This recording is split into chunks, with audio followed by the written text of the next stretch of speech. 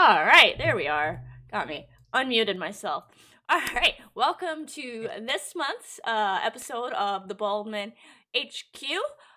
We had our virtual weekend last weekend, and so it is that time again. It's funny how that works every single month. So for this month's, whew, it's been a long day, month, week, year, decade of 2020, whatever. So, but we are here. And I'm excited today. We've got Spencer, which, if you've been to any of the virtual weekends, you have seen Spencer answer your question before you finish asking it. So, we're excited to talk to him in a minute about that special superpower. So, real quick, just go ahead and get started. I'll refrain from making more beautiful bean footage references. I did not.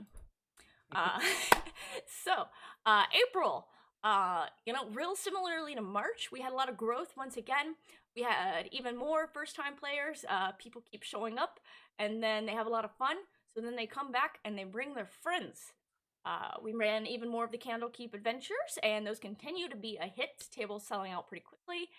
Added more tables after we opened registration to keep up with demand. So if you see something on Tuesday at noon when registration opens. It's already sold out. Don't panic. Well, panic a little bit, I guess, because you can't help yourself, but don't panic a lot because we might add more tables. And as always, players continue to report back very high scores for satisfaction. They know where to go to find all the new games, and they're actually even starting to show back up and request their favorite DMs. So if you've got a favorite DM and you've got a group, get in quick. You got to claim your DM. Virtual Weekend, for anyone who doesn't know and is somehow here, are our monthly celebrations of D&D friends hanging out, exciting surprises, get the newest content, epic special events, historic content, masters content, Eberron content, and Moonshay, everything in between. It's pretty reasonably priced, 4 hours, $15. Special events cost a little bit more, and you can sign up every month, 10 days before the event starts at noon over at the yawningportal.dnd.wizards.com, and you can find out more information on the Baldman Games website. Thanks for the follow, janitor dude. So I'm gonna go ahead and pass it over to Spencer, who will hopefully first introduce himself, and so he can talk to you about running an online con, and specifically like what it's like to admin the virtual weekends, because it's become quite the thing. Great. Thanks, Ginny.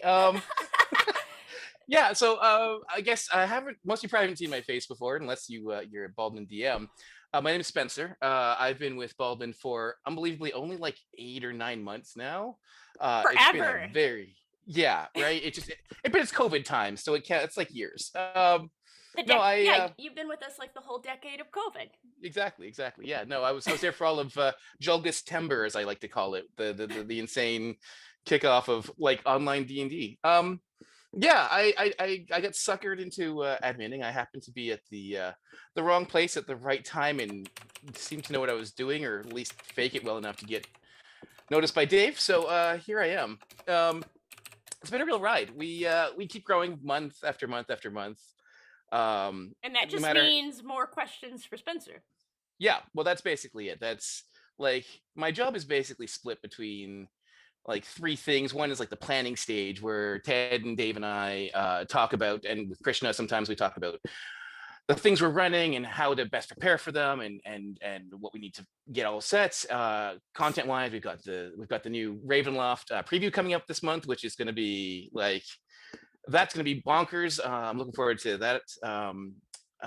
You stole my thunder for the next I'm sorry. slide. I'm sorry.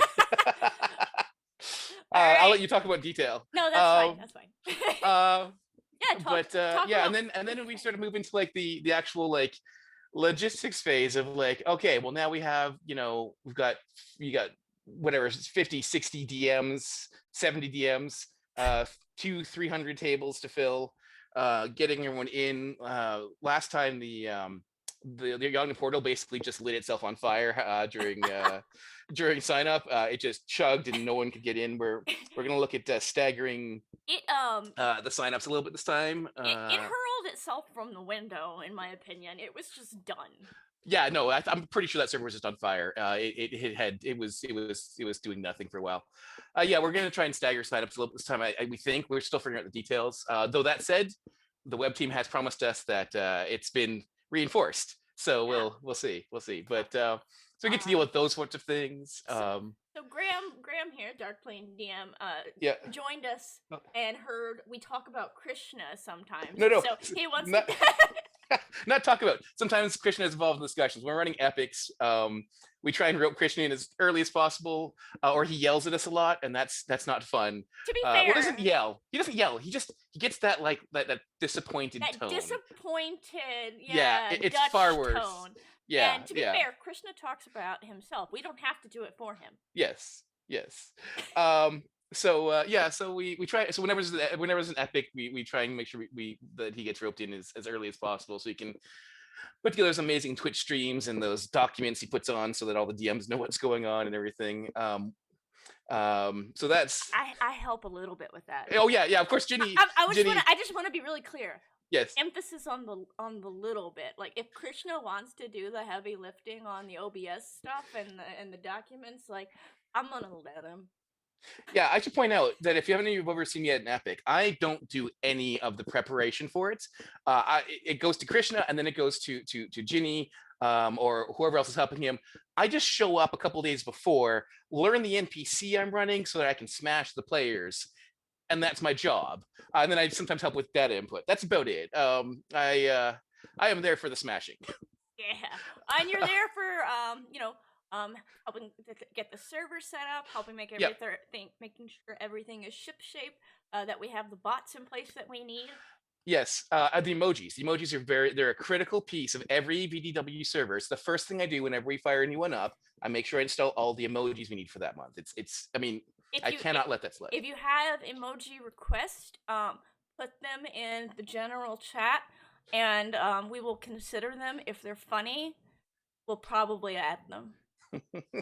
Yeah, I mean that's very true. A lot of them have been by request or just whatever I think is relevant and or funny and amuses me. But yeah, we get that. We get the bots spun up. We get all the logistics and framework set up. Then we have to get all the DMs, make sure that they're all there. They all know what they're doing. We have new DMs like every month, and they all have to be brought into the fold. Which is something that we're working on getting better at. We it's a learning progress for everyone. I mean, and it really is, because like DMing online, for anyone who's ever DM'd in person, it's not the same thing at all. Yes, I mean No, you're running a game and you run the game the same way, but that's where the similarities end. yeah, Uh, 100%. there are 18 million additional small steps that must be observed. Otherwise, you get Ted and Spencer saying you didn't do the check-in right, or you did the check-in right, but you did it at the wrong time or in the wrong place. Yes. Yeah, I know for the DMs it seems like a big hassle when we're always nagging at you to make sure that we get the information where we need it. But what it comes down to is we have like 50 plus tables in some slots, and we're like we can't chase everyone and make sure everyone's where they need to be. And the last thing the worst case is we get players come to us and we're like, we haven't seen our DM yet. Do you know where our DM is? And that is, as an admin, that is like, oh, okay, sit tight for a minute. I'm gonna go find it. That's not something we ever love. So. The best part is when they're like, "Yeah, my DM," and then they say some terribly common name, like I'm trying to think who we have like 12 of. We've got a bunch of Andrews. We've got Yeah, a bunch of it's usually Andrews and Roberts and Davids. yeah, yeah. Like I can't find my DM Andrew. Which one? Andrew H. Which one? Yeah. Yeah. But honestly, we've been every month. Basically, we started establishing systems every month. We just try and refine them and make them work a little bit better, and remove the stuff that doesn't work and add stuff that hopefully will. So we can manage it as it gets bigger and bigger and bigger. So that's, I mean, it's exciting considering like I had never done anything like this before. I guess PAX was the first time I started doing this in PAX Online in September last year. It's been like I guess the first time really anyone had done stuff like this on this level. Mm-hmm. It's been a real learning experience. I know Baldman did Gen Con and live last year before PAX, but So our first foray into larger scale online stuff was D&D Live, because if you're gonna do it, just dive right into the pool. Yep. Right? And if you're gonna dive right into the pool, why not try to run this huge, overly complicated epic that was definitely designed for in-person play? Yep. Oh, yeah. Yeah, live was where I got suckered into the family. I signed up to play as a player, and then Troy Sandlin, shout out to Troy, was one of my DMs, and he was like, "Hey, like you said you were a DM. You seem like you know what you're doing. Would you be interested in joining us over at the Herald's Guild?" And I was like, "Sure, I could run some online D&D." And then I played at Gen Con. I ran at Gen Con, and then it's all been downhill from there. Yeah, I mean, and really, that's like kind of how it goes. I need like 5 seconds because I have a very relevant meme that I need to put on the screen. This is where did it go? I'll come back to it. guys. Apparently, I didn't save it. I just copied it to the chat yesterday. But you know, you get started on this being part of staff. You start out and you're like, okay, yeah, you're gonna admin some stuff, and then Dave says you're gonna do some more stuff, and then now you're like the proxy Baldman, and Dave's not even there. One of two proxy Baldman, I should say. Yeah, two. Yeah, this we call ourselves the slightly less bald men. And really, that's yeah.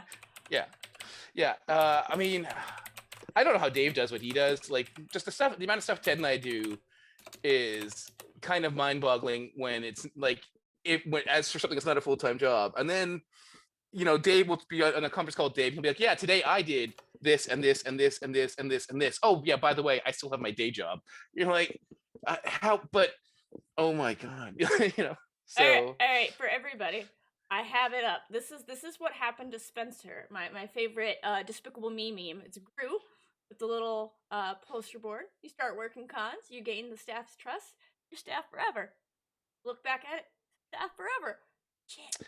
Yep. Well, I mean, I actually had a break. I did have a break between Metaverse and January VDW, and that was purely for tax reasons. That was when DM started getting paid, and because I'm a Canadian. For those of you who don't know, I'm a proud Canadian, and there was some tax stuff that had to be sorted out before I could get paid. You can on a you regular can basis. tell because sometimes he says he's sorry.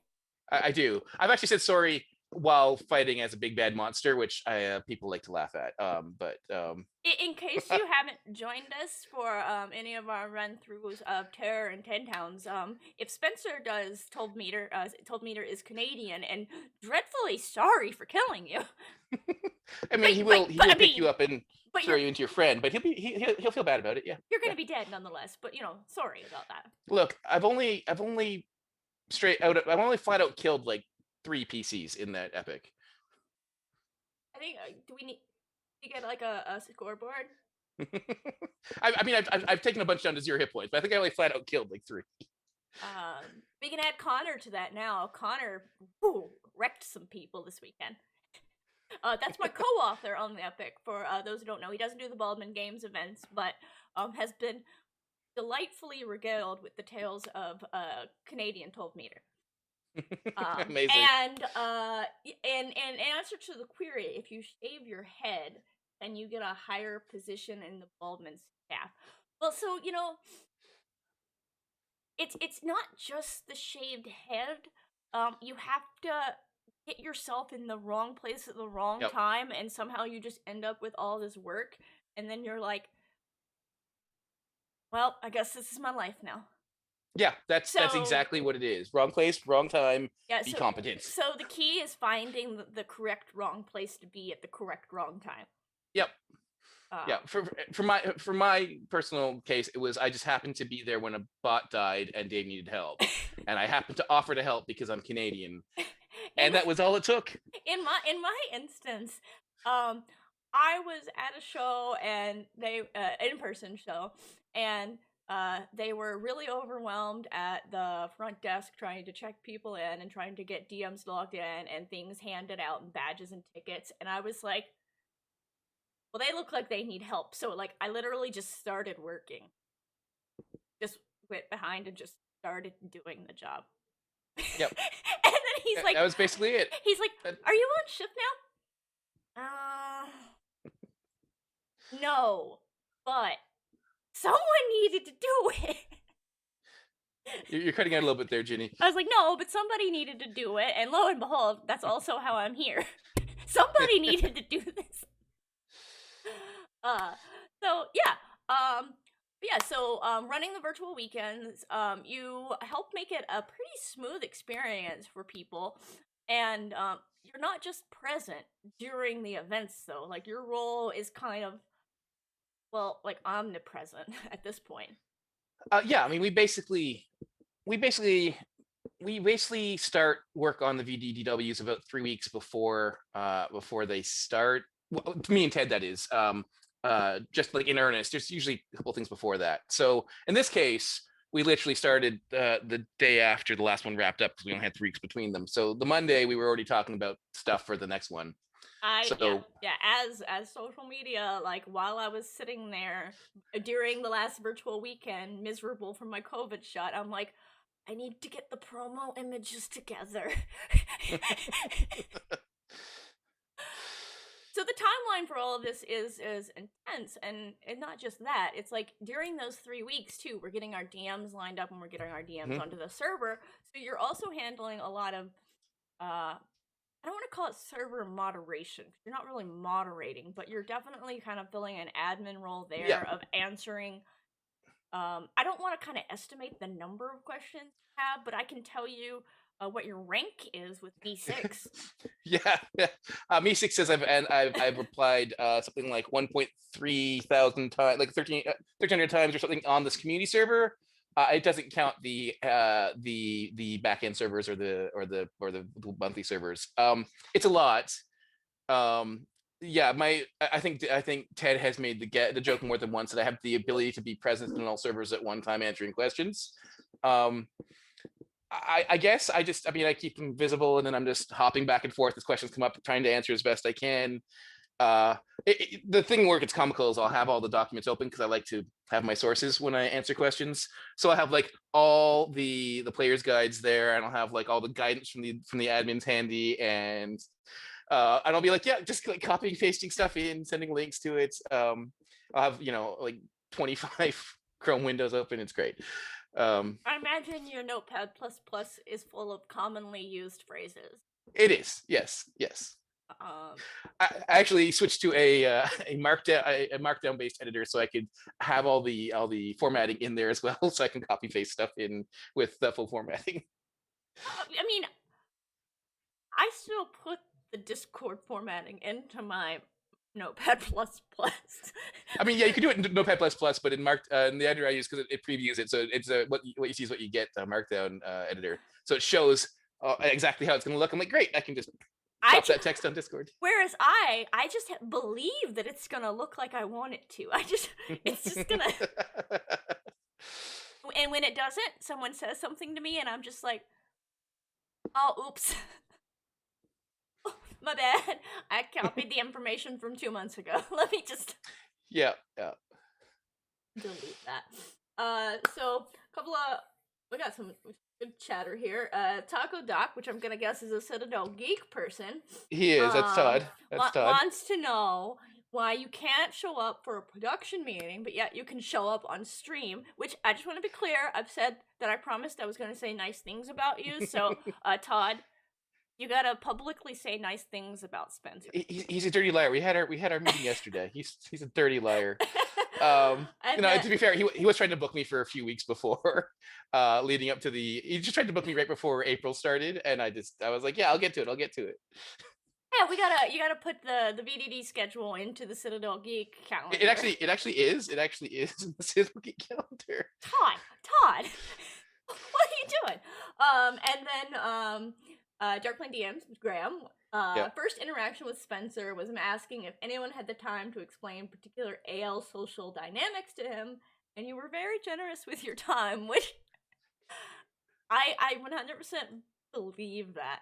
Like, I think my first interaction with you was actually voice chat for one of the epics. Yes, yeah, we were So doing a prep session for one of the epics. So it was, who is this? I don't know your face. And then you're like, I guess I'm a bald man. Yes, and agreed. Spencer's GIF meme game is superb, top notch. Thank you. Top-notch. I try. So do you have like any tips for aspiring organizers who want to be like you, do what you do? Other than the always ubiquitous don't.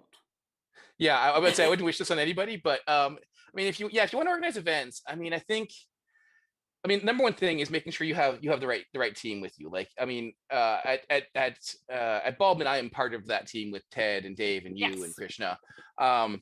And at Citadel Geek, I have my own team, including Todd, who help me run those events. So having people you can rely on to handle the stuff you can't do is amazing. Hmm. Uh, Beyond that, I mean, just do the things. It's not going to be perfect. Just do them. Do the best job you can, and try and learn from it when it goes wrong. We make mistakes. We've done dumb things. And we just try and do bigger the next time.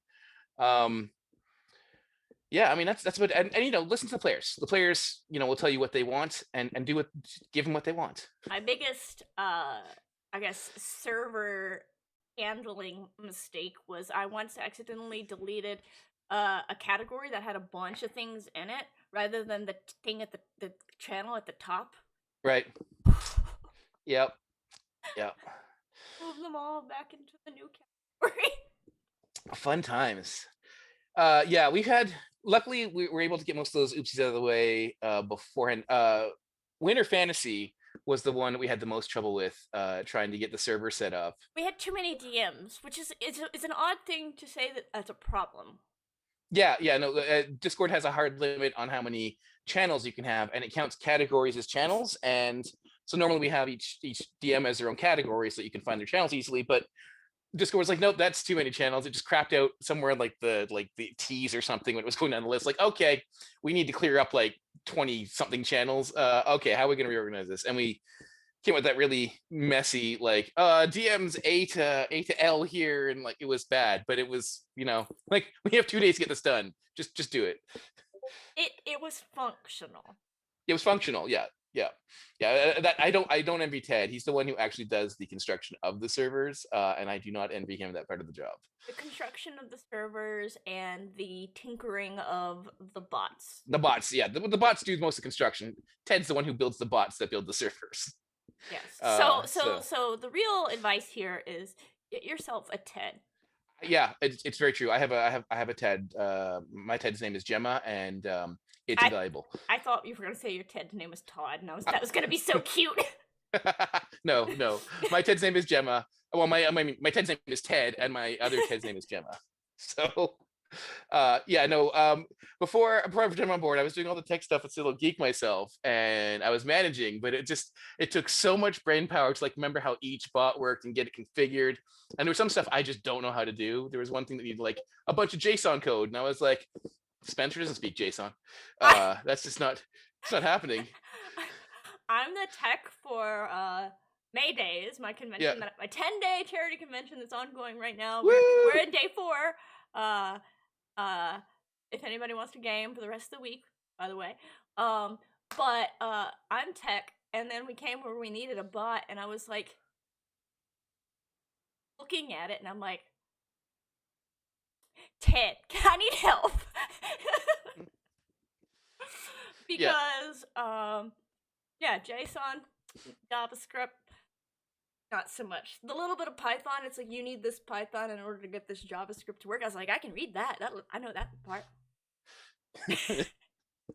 Yeah, that was basically where I was at, and then I brought Gemma on board. I was like, she's a friend of mine, and I was like, "Hey, you're a coder. How's your JavaScript and JSON?" She's like, "Pretty good." I'm like, "Great. Want a job that doesn't pay anything?" She's like, "Do I have to deal with people?" I was like, "No, you don't. Just me." She's like, "Yeah, cool. I'm in." That's actually the secret of getting a lot of people is to let them know that like you don't have to talk to people. Yeah. You can type at them if you want. But yeah. Okay. Well, does anybody have any further questions for Spencer about his magic and how he works it to keep the ship running pretty smoothly? I will say that we have ironed out definitely a lot of the kinks. I've noticed since we started virtual weekends in December, each iteration of it, we've gotten progressively smoother. Obviously, we're doing my favorite thing, process improvement through iterations. Absolutely. we can talk about process improvement and or spreadsheets anytime I'm available. But so refining those processes, finding out like where we need to add things like DM check-in. Like check-in channels. Like, these are things like You don't know you need them until you know you need them. Yeah, that the first time. Yeah, so the first time we ran those was February. No, March was the first time we had the DMs check in ahead of time. March was the first time ahead of time, and Yeah, December was the first like designated check-in channels. yeah, And yeah, and what? in November it was like a free for all, and it was Yeah, so what we found in February was we hadn't started the check in with DMs like the week before, and so we had a lot of players who were getting like who got into the server and they were like 2 or 3 days before game started, which is plenty of time, and they're like, "Oh, I haven't heard from my DM. I'm anxious. Is my DM here?" And like, probably, but like it's 3 days out. Relax, it's fine. Some DMs don't show up till the day of, and they're like, and we got so many of those. We're like, okay, like this is clearly different. In person, yeah, you don't see your DM till game time, and that's normal. But online, people get jumpy if the channel's empty for days. So we were like, okay, we need to change that, and then we came up with the system, and we've been tweaking it ever since. So all right. Couple of important questions. How many hours do you actually sleep when you're actively managing an event? uh so so the worst night is always Saturday night to Sunday for the Baldman ones because Because we we have do the the yeah. slot 13, we do it at midnight Eastern. Yeah, so we have our slot 13 at midnight. If I stay as long as I can, which is usually no more than about an hour or so. Sometimes I make it to 2. But then I crash and I have to be up. The first slots we have at 9 are at 9 a.m., which means I have to be there and functional by 8 a.m. so that the DMs can start checking in. So that means I'm getting up at 7. So I'm going to bed at like 2 or 3 and getting up at 7. That's a bad day. Um, the other days are a little better because I can go to bed around midnight ish, as long as nothing's exploded by like 12:31. I'm usually like, okay, there's maybe some games still running, but like if they haven't exploded by now, they're probably gonna not explode in the next hour. You know, if they're still running, that seems like a whole lot of their problem. Yeah, they're just having fun. Clearly, it's fine. The games are supposed to be over by now. If they're still running, they're having fun, and I'll go to bed around midnight or 1. So that's I'm getting like 6-7 hours there. That's not so bad. So the answer is between 5 and 7 hours, depending on the day. And then, I guess this is just a general discussion question. Then, now that we've gone online D&D so hard as the D&D community as a whole, like, how do you think that's going to change in-person epics in the future with like the injection of technology into D&D? So I'll let you answer first, and then I'll go. Yeah, I'll say it's fun. We've been talking about that actively with Krishna and with some of the others, and yeah, I think online D&D has set a new bar for expectation for a lot of players as to what the production quality of certain events should be like. Um, as to how to accomplish that in real life, I mean, I don't know. Like I said, I don't plan these epics. I'm like, you know what, like Krishna, Ginny, Laura, like you guys take care of this. Let me know when to show up. I'm good. And I mean, yeah, honestly, like that's a good point. And the production value of the epics, like in prior in let me scoot closer to my microphone while I'm going to talk now. In prior incarnations, like it really varied depending on the epic. Some of them at big events we had like a fairly decent production value. Like I know, if we want to go back in history a little bit, specifically Reclamation and Flan had and Flan. All of a sudden, I'm like, I don't know which one it is. We had this big map, which was secretly just a PowerPoint slide, and we had a lot of markers that we would move around it to show where the tables were at, because it was very important to know where everyone currently was actively. And then we also would move markers to say that, oh, they've completed this special quest, so it's opened other stuff. So there's like a big visual. And like that was pretty much like the pinnacle of like audiovisual presentations in like prior stuff.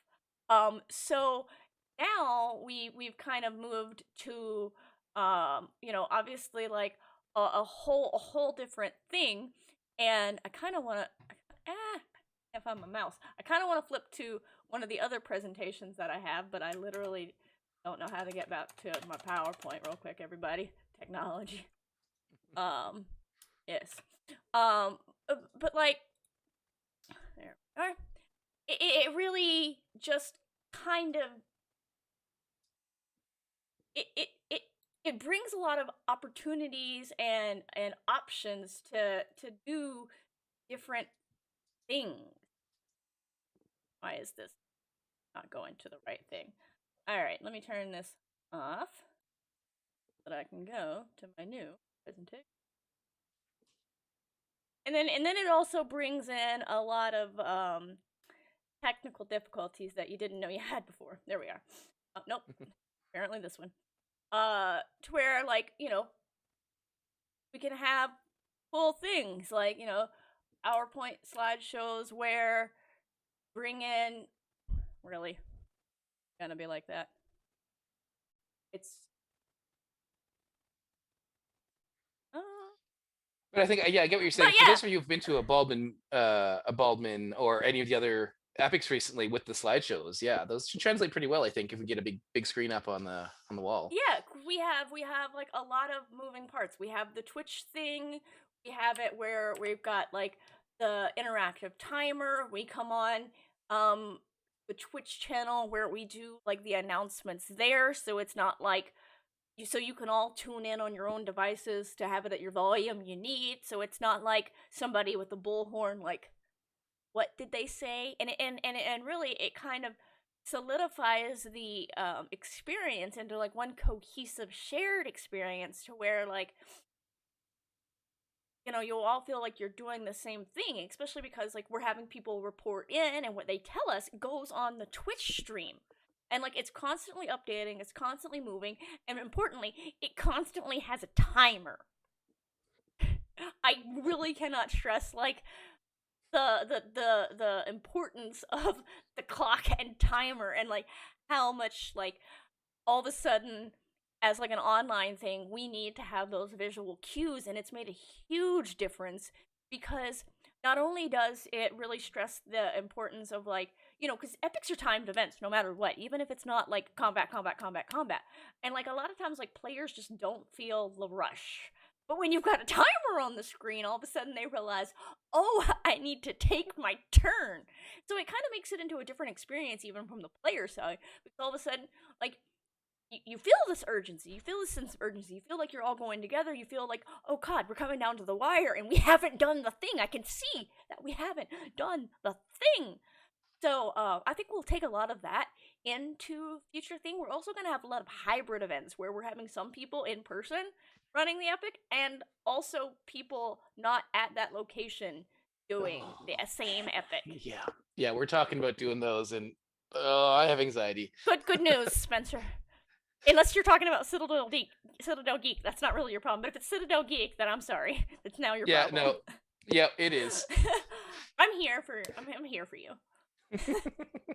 or for whoever's gonna be actually running the presentation. But yeah, so like there's a lot of stuff that we've brought into that is definitely going to change how epics are done in the future, because we got these new bells and whistles and people want them, people like them, and it adds to the experience. It makes it feel really professional, like a higher production value than somebody with a piece of paper at a table yelling across the room and you can't hear them. These are both events I've done myself personally. Yeah, I think one of the big changes that like I've been witness to over the last few months of Baldman is the transformation of DMing into a profession. Like it's like there's people who are like making, I mean, they're not making a living off it, but they're making like okay money for a weekend of work off of, I mean, it's a lot of work. It's a sorry, I'm not gonna swear. It is a crap ton. It's a metric shit ton of work for these people who run a whole bunch of slots and all the prep work. But like we only get one F-bomb though. We got to keep it PG. Okay. 13. Okay. All right. But it's we there's that expectation. People are paying more money for these things, even online, and the DMs are getting paid a percentage of it, and the admins are getting paid something, and no one's getting rich off it, but there's money coming in, and that raises expectations of the players, and it makes it. I think it works well I think it's good for everybody personally. Yeah, and while there aren't people making a living just from like virtual weekends, there definitely are people now making a living from professional DMing. And and virtual weekends are definitely a part of that. Oh, for sure. You come, you get your tables, you get your players who know you. You have now that reputation of being a good event a good DM at good events, and then like you go on to wherever else you're hosting your games, and people are like, hey, I did the thing with them at the well-known event, the reputation was great, and like they were good, so I'm gonna go over here and give them money out of like Venmo or whatever, and I feel like I'm still gonna get a good experience. So like For sure. it has, these events have changed, like, you know, the face of D&D. Like it is now, like, because it's so commonplace to pay for DMs online for the events like this, like it's more accepted for that to be your profession. Like Yep. I know you know, especially like a bunch of people in the theater industry like pivoted hard into this. Like I think Graham, uh if I recall, did that. Yeah.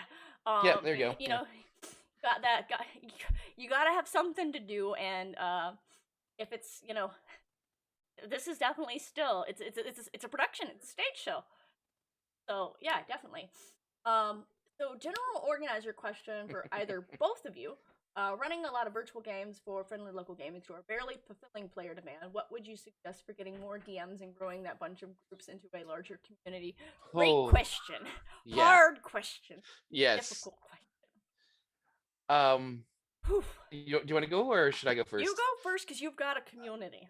Okay, so yeah, so for those of you who don't know, which is going to be a good number of you, Citadel Geek started as me and my friend Will, uh, and our friend Gary, who ran a couple games.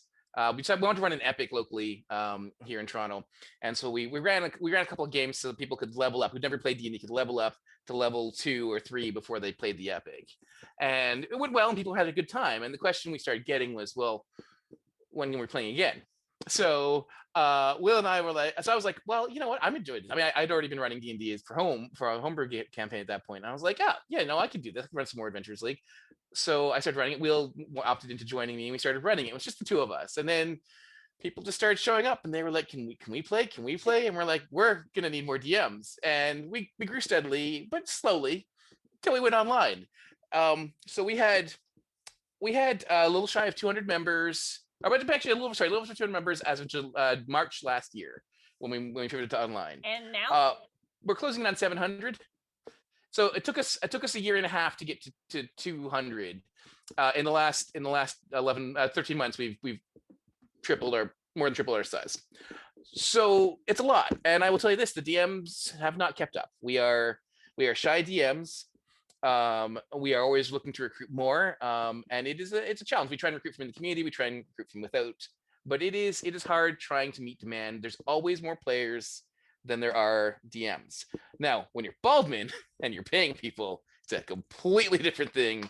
So,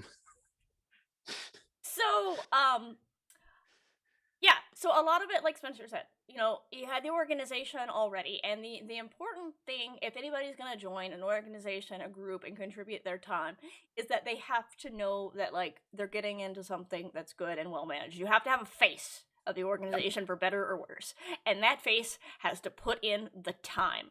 Like, I 100% know Spencer's putting in the time, being there, doing the thing. If you don't have DMs, I assume Spencer's running as many tables as Spencer possibly can. Likewise, when I was growing my D&D community, I was running 7, 8, 9 games a week, because I didn't have any DMs, and because people are like, shit, you're working hard, and I'm like, do you want a DM? And also, like, I'm teaching people how to play D&D who never played D&D before, Yep. and then, like, you know, like, you're talking to people, I'm like, I need more DMs here, and they're like, I'm not trained as a DM, and I'm like, good news. Yeah. You got an hour? Let me tell you literally everything you need to know. The main thing to know is that, for the most part, your players don't know when you do something incorrectly per the module. Your players know if they're having fun. Yeah. If you're not sure, make it up. Yeah. You know, obviously, if you're playing organized play, you have to kind of stick within the structures. Yeah. You can't just literally make the whole thing up. No. But no. you still have a lot of DM empowerment, which is a conversation we're gonna get into on the office hour segment tomorrow night. Tomorrow. So if you want to tune back in here tomorrow night to hear some other people talk about stuff, then we've got great topics on that. But yeah, you have to have the face. You have to have people trusting in the organization, and then, you know, put in the work, put in the hours, and slowly but surely, like, you grow it. Yep. You became to where, like, I was running 7, 8, 9 tables a week, and then suddenly, our poor little store that I had told them, "Hi, I'm going to run a D&D game here." Not hi, can I? Hi, I am. What night would I not be interrupting you? Not everyone is me, and I understand that. But like, suddenly we were such a we had so many DMs and so many players that like the store is asking us like, do you think we should cut like one of our like our commander night or like the H night, or do you think like the Pathfinder people can squeeze in a little closer? Do you want Sunday afternoon as well? we Yeah. were running 60 tables a week. And bringing in the store money hand over foot because we needed literally every single mini box that they ordered. They could not keep them on the shelf. Yeah. And also, Steven never ordered enough Cokes. We had some experience with our FLGS, which is sadly closed now. But when we started, just the two of us, and there was like they were playing. I think they were playing Commander, and then also there was some people playing Transformers, and there was another private home game, and we just kept growing and growing. And the store manager was like, "Okay, I'm gonna move the Commander guys to a different day. Cool. I'm gonna kick the Transformer guys out too.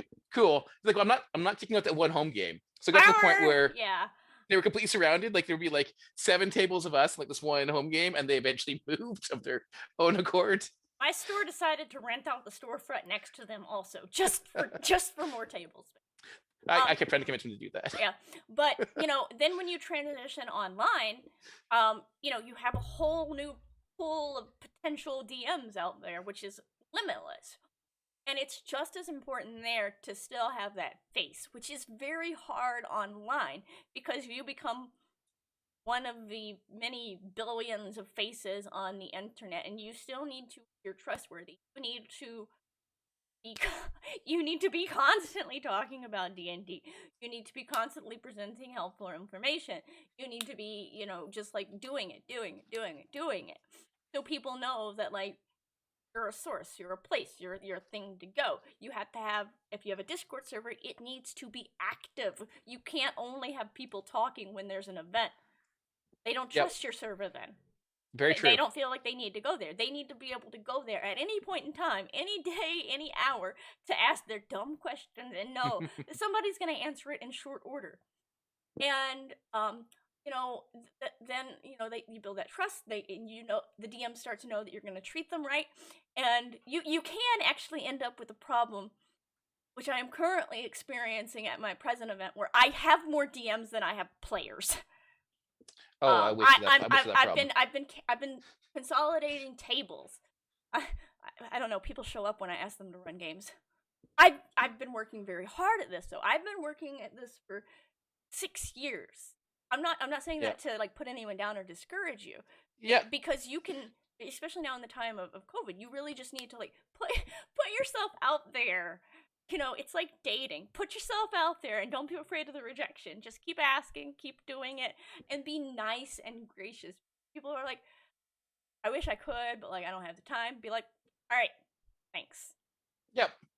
Or, be like, you don't have the time to DM, but like, you mind joining the server, and like, every now and again, if somebody asks a question and you know the answer, just like answer it and hang out, whatnot. Like, people have things they're willing to do, even if like they're not willing to devote the time. Be willing to explain the small things that help. Even if like have friends who are like, I don't know how to DM at all. You're like, but do you know how to solve Discord? Because if you're doing an online community, you need more than D&D people, more than tabletop RPG. You need your technical people, you need your Gemmas, you need your Teds, and that's kind of like it. I hate to be like, if you build it, they will come, because obviously some people still have difficulties, but like if you build that reputation, then people are willing to show up and put out their time. And a lot of it too is partnering. Like if you're not big enough to get your DMs, find another organization and ask politely, hey, we're having a little struggle. do you mind helping promote our DM call? I will say this: Baldman Games has been the biggest. Partnering with Baldman Games has been the biggest boon to Citadel Geek in terms of finding amazing DMs who help us out from time to time. I have a mailing list. Dave has been so generous with letting me steal DMs and get our words out for our events. It has been incredible. Uh, Um, yeah. I also have a lot of Baldman Games DMs who show up, but I don't think that's because I advertise there so much as that like I advertise on my social media incessantly and they can't avoid it. Funny you mentioned that. We're adding so we don't social media at Citadel Geek like at all right now because Spencer hates it, and everyone else on my leadership team either hates it or doesn't have time for it. So we're bringing on someone to distribute our social medias. We're gonna circle back around to have a face. Yeah, yeah, yeah. We're bringing on a recruiter and a social media person just so we have some people to help with that, because that is part of the problem. When it was small and it was me doing everything, I was the face and could do that, and now I don't have the time or energy for that side of it anymore. So yeah. And if you follow me on social media, then you can back up that statement that like it is constant.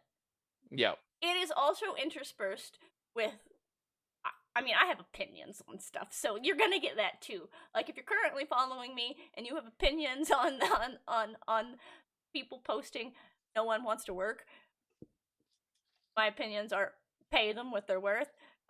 We can talk. I got rants right now. I've got a soapbox I'm currently on. So, but you know, it's just constant. It's. I wish I could say it was easy and that there was a simple answer to getting more DMs and being like able to constantly fulfill your player demand, because there will always be players, always. Let's see. I'm trying to go back through the comments. We got a bunch of theater people. Todd has a degree in theater, so Spencer, obviously you need to get Todd to do the production. Oh, you know, when Todd is actually, that is one of his jobs is doing productions for like you make it up, not do the production, but make it up. Todd, I'm sure you know the difference in what I'm trying to express here. But yeah, no, these are all great questions, and honestly, like an important part of being successful. Yeah, bring your jazz hands. But yeah, anyways, just Spencer, thank you so much for coming on and sharing your expertise. So before we have everyone here for all of the night, I'm gonna go ahead. The upcoming show, next virtual D&D weekend is May 9th through 11th. Registration starts Tuesday, this Tuesday at 12 p.m. Eastern. We are on daylight time, Eastern Daylight. If Dave sends you anything that says standard, ignore it. Updating every entry in the database is hard to find them, because there's no. If you think there's like a perfect table where you can go into this ideal table and select all and that table doesn't exist. Any database person will tell you. But we're gonna have Dreams of the Red Wizard content. We're gonna have Moonchase content as always. Season 10 adventures. We've got the Eberron Oracle of War content and an Eberron Epic. And as Spencer spoiled, sorry. That's fine. We have the preview for Van Richten's Guide to Ravenloft, and we're gonna be running it like so much. As a matter of fact, I'll be running it twice. So be online at 12 p.m. Eastern Daylight if you want to be at my table. I'm sorry. But yeah, so you know, a lot to look forward to. We're going to continue to grow and expand. We're going to be doing the virtual weekends all the way through 2021 on into 2022. We're going to be doing the dual show stuff, and you know, a lot of that and a lot of what we're able to do and all is thanks to folks like Spencer and the incredible team that we have built. So again, teamwork makes the dream work. Thank you, Spencer. We did have one request. We need the Baldman emoji on the community review. Oh, it's already there. It's already there. You didn't. It's on every Baldman server. Okay, you just missed it then. Whoever was asking. So you know, that's it. Thank you for hanging out for this somewhat long episode of Baldman HQ. If you got questions that you want to have answered, again, generally wise, we'll be back tomorrow night with a different show, and we'll do this every month. The Sunday following virtual weekend, so not the Sunday that it ends, but the one after, because we need to take a breather. Yes. But yeah, thank you all so much, and I guess we'll see you in like 12 days at virtual weekend. Or before then when you ask questions on the server. Alright, thanks everyone, until next time.